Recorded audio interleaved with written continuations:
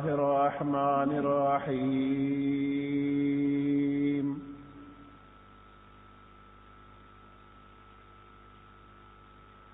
الحمد لله رب العالمين الرحمن الرحيم مالك يوم الدين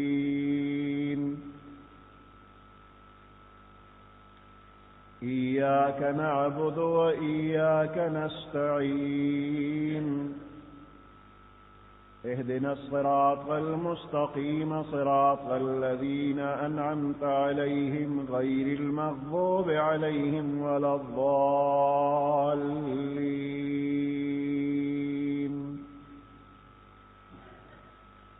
صدق الله العظيم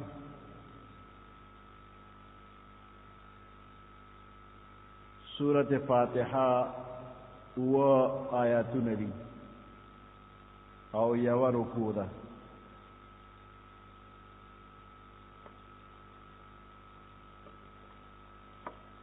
لومبني درې آیاتونو کې د الله حمد و ثنا ده او اخیری درې آیاتونو کې د انسان د طرفنا د دعا او د درخواست مضمون دی او دا درخواست چل الله پاک په خپل مهرباني باندې انسان ته خولې دی منځ کې یو آیات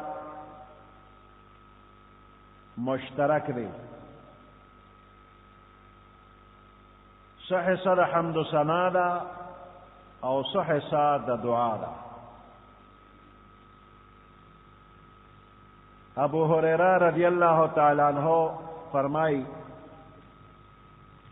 پیغمبر علیہ السلام فرمائی کہ اللہ تعالی فرمائی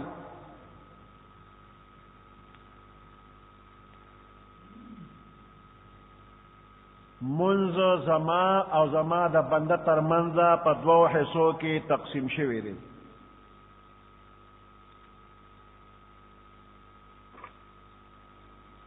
نیم زما لپاره او نیم زما د بنده لپاره دی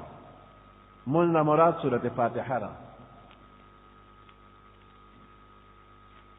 او زما بنده چې سغواړي ابو ته ورکړي شي